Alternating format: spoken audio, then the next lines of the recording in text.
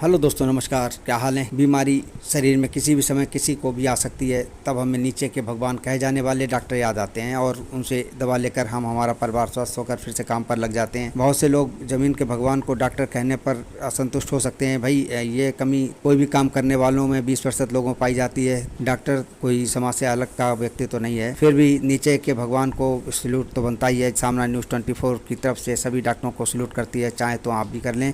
बस ये कहा जा सकता है कि डॉक्टर लोग बस मानवीय वेदना महसूस करते रहे। तो फ्रेंड्स, आज तारीख है 10 जुलाई, दिन है सोमवार, हिंदी तिथि है अष्टमी, रेवती नक्षत्र, अतिगंड योग है। दोस्तों, जिन लोगों को टाइप 1 डायबिटीज है वो अपनी दिनचर्या में सुबह एक्सरसाइज करें, धूम्रपान छोड़ दें, शराब छोड़ दें, जब तक ग्लाइकोमीटर से जांच करते रहें।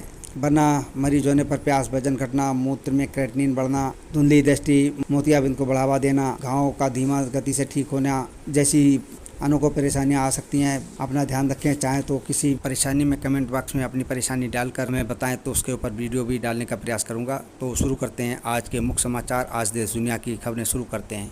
और आज जिनका जन्मदिन है, मैरिज एनिवर्सरी है, उनको सामना न्यूज़ 24 टीम की ओर से हार्दिक शुभकामनाएं। आने वाला साल नई उमंगें लेकर आए। और देखते हैं सामना न्यूज़ 24। अगर मन करे तो चैनल को सब्सक्राइब कर बेल आइकॉन प्रेस कर दें और कमेंट बॉक्स में दोस्तों को संदेश भी दे सकते हैं। आज जो हम आपको जानकारी दे रहे हैं, उस बीमारी का नाम सिकल सेल है। इस सिकल सेल में एनीमिया, शरीर में दर्द, कम विकास और कई अंगों जैसे फेफड़े, दिल, गुर्दा, आँखों और हड्डियों और दिमाग पर असर होता है। हमारे देश में कई परिवार आनुवंशिक बीमारियों से पीड़ित हैं, जो माता पिता से बच्चों को विरासत में मिलती है। पीढ़ी दर पीढ़ी ये बीमारियां इन परिवारों में चलती रहती हैं। लोग इनके उपचार के लिए अज्ञानतावश या अपनी समझ के अनुसार गाँव में ही डोरे, तावीज़ का सहारा लेते हैं, जबकि आज गंभीर से गंभीर और जानलेवा बीमारियों का इलाज भी उन्नत चिकित्सा पद्धति से संभव है। सिकल सेल ऐसा ही रोग है। आंकड़े बताते हैं कि हमारे देश में 17 राज्यों में 7 करोड़ लोग इस रोग से पीड़ित हैं, जो दुनिया भर के मरीजों की आधी संख्या है। सिकल सेल आनुवंशिक बीमारी होकर व्यक्ति को अल्पायु कर देती है। कुछ जेनेटिक रोग जन्म से ही होते हैं, वहीं कुछ उम्र बढ़ने के साथ हो सकते हैं। इन रोगों से बचाव संभव है। वहीं कुछ रोग जैसे कि कैंसर को रोक पाना संभव नहीं, लेकिन अगर आप स्वस्थ जीवन शैली अपनाएंगे तो जेनेटिक बीमारियों से बच सकते हैं। लेकिन खराब आर्थिक स्थिति, इलाज की आधुनिक चिकित्सा पद्धति की जानकारी से वंचित और गांव में परंपरागत पद्धतियों के जरिए इलाज होने से मरीज सीधा मौत के मुंह में जाता है। बड़ी तादाद में मरीजों की संख्या को देखते हुए सरकार ने 2047 तक सिकल सेल से मुक्ति के लिए उन्मूलन कार्यक्रम शुरू किया है। बीमारियों के परंपरागत इलाज के दुष्परिणामों के खिलाफ जन चेतना के माध्यम से ही लोगों में जागृत किया जा सकता है और इसके दुष्प्रभावों से बचा जा सकता है। पोलियो उन्मूलन देश के लिए एक मिसाल है, जो कभी हमारी बड़ी बीमारी हुआ करती थी। सिकल सेल के लिए भी उसी उत्साह की ज़रूरत है। सरकारें इस संकल्प को आगे बढ़ाने का काम कर रही हैं, इसलिए हमें भी इसे अंजाम तक ले जाने के लिए अज्ञानता छोड़ आगे आना होगा। सिकल सेल पीड़ित मरीजों का इलाज जब लोग अस्पतालों में कराना शुरू करेंगे, तब देश की आबादी का जश्न भी पूरी स्वस्थता के साथ मनेगा। इस बीमारी में जो आपको सबसे बड़ी परेशानी होती है, इसमें जेनेटिक काउंसलिंग व स्क्रीनिंग की ज़रूरत होती है और समझबूत की ज़रूरत होती है। गांव की झाड़ फूक की स्थिति से बचकर आप सीधे अच्छे डॉक्टरों के संपर्क में पहुँचें और उनसे अपनी बीमारियों को साझा करें, तभी आप स्वस्थ रह सकते हैं। आज इस बीमारी का जो बहुत बड़ा दुष्प्रभाव पूरे समाज के कुछ हिस्से पर है, तो उस हिस्से को खुद ही इस बात के लिए जागरूक होना पड़ेगा ताकि उन्हें बीमारी से मुक्ति मिल सके।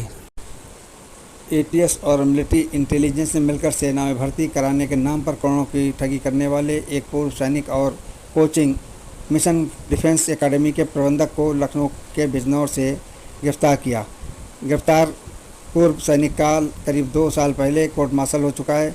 एसटीएफ ने लखनऊ के बिजनौर थाने में प्रकरण की एफआईआर दर्ज कराकर आरोपियों को कोर्ट में पेश किया, जहां से दोनों जेल भेज दिया गया। एसटीएफ एएसपी अमित नागर के मुताबिक 2020 में सेना भर्ती में सेंधमारी करने वाले गिरोह के 2 सदस्य सैनिक वाला और स्वप्निल संतोष पकड़े गए थे।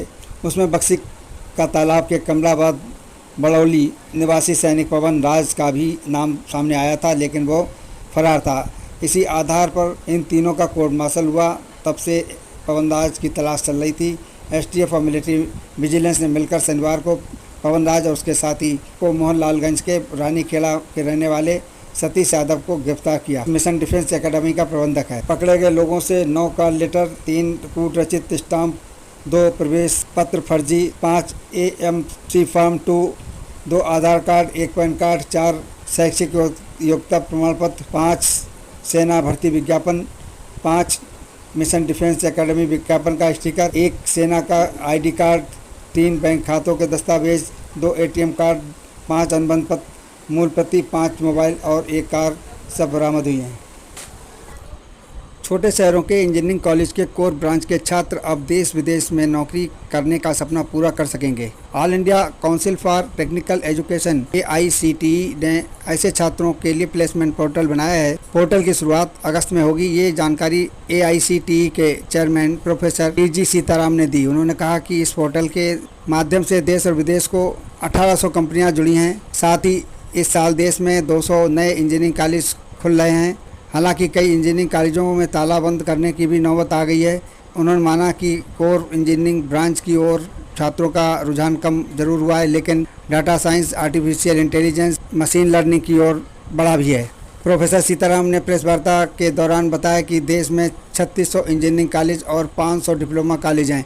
पहले चरण में प्लेसमेंट पोर्टल में करीब 1000 कॉलेजों को जोड़ा जाएगा।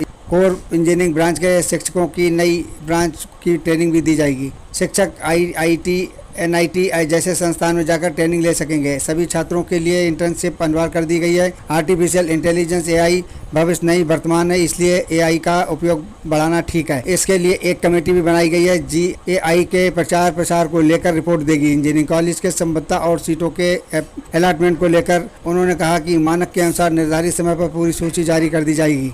SS कॉलेज के वाणिज्य विभाग में परियोजना रिपोर्ट लेखन पर चल रही 3 दिवसीय कार्यशाला का रविवार को समापन हो गया। 72 प्रतिभागियों ने अलग अलग विषयों पर परियोजना रिपोर्ट तैयार करके प्रस्तुत की। विशेषज्ञों ने प्रतिभागियों के प्रस्तुतिकरण की ग्रेडिंग भी की। परियोजना की गुणवत्ता के आधार पर 15 प्रतिभागियों को A ग्रेड, 44 प्रतिभागियों को B ग्रेड और 13 प्रतिभागियों को C ग्रेड प्राप्त हुआ। A ग्रेड प्राप्त करने वाले प्रतिभागियों में अदिति खन्ना, अक्षता मिश्रा, सुयसी सक्सेना, तरुणी बाथम, वैष्णवी मिश्रा, आदित्य गोस्वामी, वेदांत सिंह, अमान सिद्दीकी, कशिश सिक्का, दिलीप कुमार, पलक राठौर, कशिश खंडेलवाल, सुमित कुमार, नित्यांशी गुप्ता, वैभव सिंह रहे। महाविद्यालय के प्राचार्य प्रोफेसर RK आज़ाद तथा वाणिज्य विभागाध्यक्ष प्रोफेसर अनुराग अग्रवाल ने सभी प्रतिभागियों को प्रमाण पत्र प्रदान किया। Doctor Rupak, doctor Devendra, doctor Kamlesh, doctor Gaurav मौजूद रहे।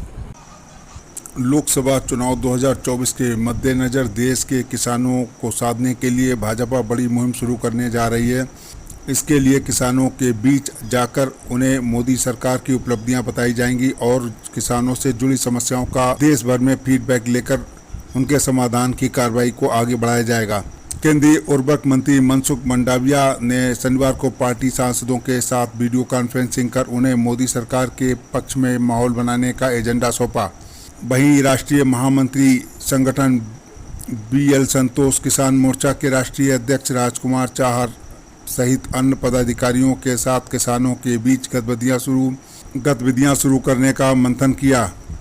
मंडाविया ने सांसदों से कहा कि केंद्र सरकार ने इस वर्ष सभी लोकसभा क्षेत्र में पर्याप्त मात्रा में यूरिया उपलब्ध कराई है।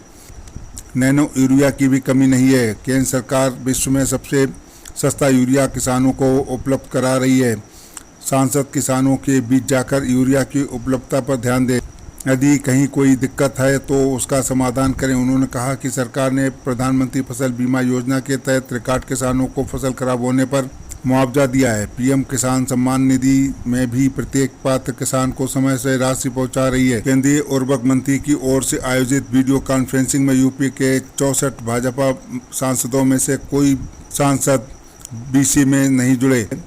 यूपी कृषि प्रधान प्रदेश है। अधिकांश सांसद भी खेती किसानी वाले परिवारों से हैं, फिर भी उनका BC से नहीं जुड़ना चर्चा का विषय रहा। जिस समय मंडाविया सांसदों की बैठक ले रहे थे, उसी समय BL संतोष किसान मोर्चा के पदाधिकारी को किसानों के सम्मेलन और संपर्क की गतिविधियां बढ़ाने पर जोर दे रहे थे।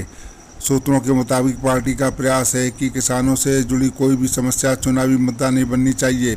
इसके लिए मोर्चा के कार्यकर्ता किसानों को वाजिब समस्याओं का समाधान कराएंगे। किसान मोर्चा के राष्ट्रीय अध्यक्ष राजकुमार चाहर ने राहुल गांधी पर हमला बोला। उन्होंने ट्वीट कर कहा कि राहुल गांधी के साथ किसान कम और कैमरा वाले ज़्यादा हैं। वह किसानों से कम और कैमरा वालों से ज़्यादा बात कर रहे हैं। उनका ये करना दर्शाता है कि किसान प्रेम ढोंग से ज़्यादा कुछ नहीं है। राहुल गांधी देश के किसानों को मूर्ख बनाना चाहते हैं, पर कभी सफल नहीं होंगे।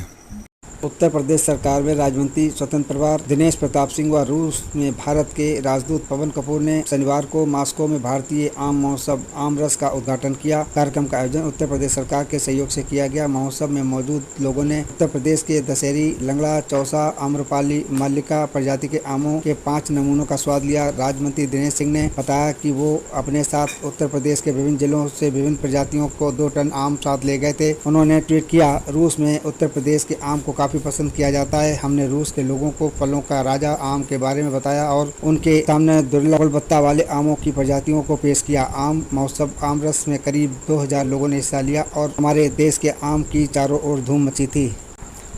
हिंदुओं की आस्था का केंद्र श्री राम जन्मभूमि पूरी तरीके से सुरक्षित बनाने का प्रयास किया गया।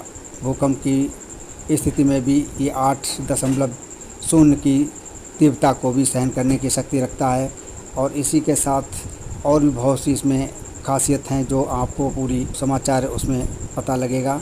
श्री राम जन्मभूमि परिसर में निर्माणाधीन राम मंदिर न सिर्फ भव्यता बल्कि तकनीक के मामले में अव्वल होगा। राम मंदिर निर्माण के कार्यदायी संस्था के इंजीनियरों का दावा है कि राम मंदिर 8.0 रिएक्टर की तीव्रता वाले भूकंप से भी सुरक्षित रहेगा। प्राकृतिक आपदाओं से मंदिर को बचाने के लिए विशिष्ट तकनीक का इस्तेमाल किया गया है। इसके चलते राम मंदिर कम से कम 1000 साल तक अक्षुण्ण रहेगा। राम मंदिर निर्माण में कहीं भी लोहे का प्रयोग नहीं किया गया है। कार्यदायी संस्था टाटा के एक इंजीनियर ने बताया कि राम मंदिर की नींव भूकंप रोधी है।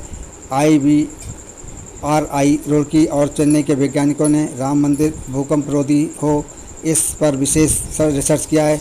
राम मंदिर को सेफ स्ट्रक्चर करार दिया गया है जो 8 रिएक्टर स्केल पर भूकंप के झटके को सहन कर सकता है। 70 फुट गहरी पत्थरों की चट्टान पर मंदिर आकार ले रहा है। मंदिर की नींव में कर्नाटका के ग्रेनाइट पत्थरों का प्रयोग किया गया है जो पानी के रिसाव को भी झेलने की क्षमता रखते हैं। राम मंदिर निर्माण में देश की 8 नामी तकनीकी एजेंसियों की मदद ली गई। मंदिर के नींव करीब 50 फीट गहरी है। इसके ऊपर 2.5 फुट का राफ्ट डाली गई है। राफ्ट के ऊपर 21 फीट ऊंची प्लिंथ का निर्माण हुआ है। मंदिर को प्राकृतिक आपदाओं से सुरक्षित रखने के